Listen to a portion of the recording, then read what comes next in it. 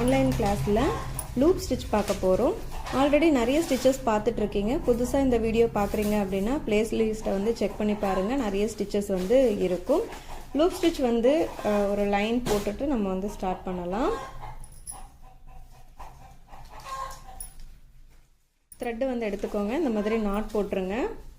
த்ரெட்டை வந்து கீழே பிடிக்கும் போது இந்த ஆங்கிளில் பிடிங்க. அப்போ தான் இப்படி மாட்டி எடுக்கிறதுக்கு ஈஸியாக இருக்கும். இப்போ ஸ்டார்ட் பண்ணிடலாம்.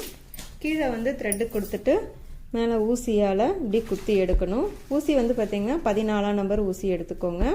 இப்படி எடுத்துட்டு செயின் ஸ்டிச்சு போடுறதுக்கு நம்ம கொஞ்சமாக விட்டுட்டு இப்படி குத்திட்டு எடுப்போம். இப்படி எடுத்ததுக்கப்புறம் அடுத்த செயினுக்கு இங்கே இப்படி போயிடுவோம். ஸோ அந்த மாதிரி போகாமல் இந்த செயினுக்கே பேக்குக்கு வரணும். பேக்கில் வந்துட்டு இதே இங்கே ஒரு டிஸ்டன்ஸ் ஒன்று இருக்குல்ல, அந்த இடத்துல குத்திட்டு அங்கே மாட்டி எடுக்கணும். எடுக்கும்போது பார்த்திங்கன்னா இங்கே ஒரு நாட் மாதிரி வரும். மற்ற ஸ்டிச்சுக்கும் லூப் ஸ்டிச்சுக்கும் உள்ள டிஃப்ரென்ஸு இதுதான் லூப் ஸ்டிச்சு. இப்போ அகைன் மறுபடியும் சொல்கிற பாருங்கள். ஒரு சங்கிலி போடுறதுக்கு எடுத்துருக்கோம். இங்கே குத்திட்டு நூலை வந்து மேலே எடுக்கிறோம். எடுக்கும் போது இப்படி லாங்காக விட்டுட்டு நம்ம நார்மலாக போடுறதுக்கு என்ன பண்ணுவோம், அடுத்த இடத்துல குத்துவோம். ஸோ அதுக்கு பதில் அப்படியே பேக்கில் ஆல்ரெடி போட்ட செயின் உள்ளேயே நடுவில் கேப் இருக்கும் இல்லையா, அந்த கேப்பில் குத்திட்டு மறுபடியும் நூலை எடுக்கணும். எடுக்கும் போது அந்த பெருசாக இருக்கிறது டைட் ஆகிடும். டைட் ஆனதுக்கப்புறம் இப்போ அடுத்த செயின் போகணும். ஸோ இப்போ பார்த்திங்கன்னா இந்த முடிச்சு அழகாக இருக்கும். ஸோ இதுதான் லூப் ஸ்டிச்சு. குத்தி எடுத்துட்டு இதை பெருசாக வச்சுட்டு பேக்கில் அந்த ஆல்ரெடி போட்ட செயின்லேயே நடுவில் குத்தி எடுத்துட்டு இது வெளியே வந்துடணும். ஸோ இதுதான் லூப் ஸ்டிச்.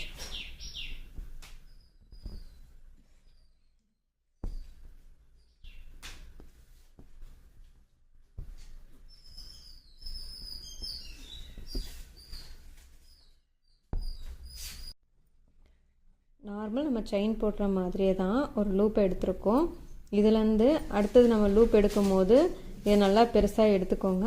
பேக்கில் ஆல்ரெடி நம்ம போட்ட செயினில் நடுவில் கேப் இருக்கும்ல, அங்கே வந்து நூல் எடுத்துட்டிங்கன்னா உங்களுக்கு வந்து ஒரு முடிச்சு மாதிரி ஃபார்ம் ஆகிடும்.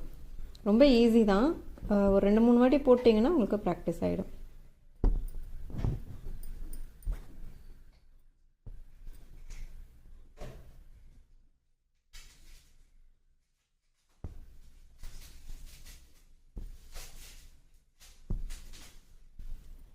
நம்ம சில்க் த்ரெட் ஒர்க்கு எல்லாமே ஃபஸ்ட்டு ஸ்டார்டிங்கில் போடும்போது உங்களுக்கு அந்த இழுத்துக்கிட்டு வர்ற மாதிரி பிசிறு இருக்கிற மாதிரி இருக்கும். நீங்கள் போட்டு ப்ராக்டிஸ் பண்ணிட்டீங்கன்னா அதுக்கப்புறம் ரொம்ப ஈஸியாக வந்துடும். இப்போ நம்ம நாட் போட்டுக்கலாம். ஸோ இதே மாதிரி ப்ராக்டிஸ் பண்ணி பாருங்கள். நார்மல் செயின் போடுறதுக்கும் இந்த பேக் செயின் போடுறதுக்கும் என்னென்னா ஒரு சின்ன ஒரு முடிச்சு வந்து எக்ஸ்ட்ரா வர்ற மாதிரி இருக்கும், அவ்வளோதான். ஸோ இதுதான்.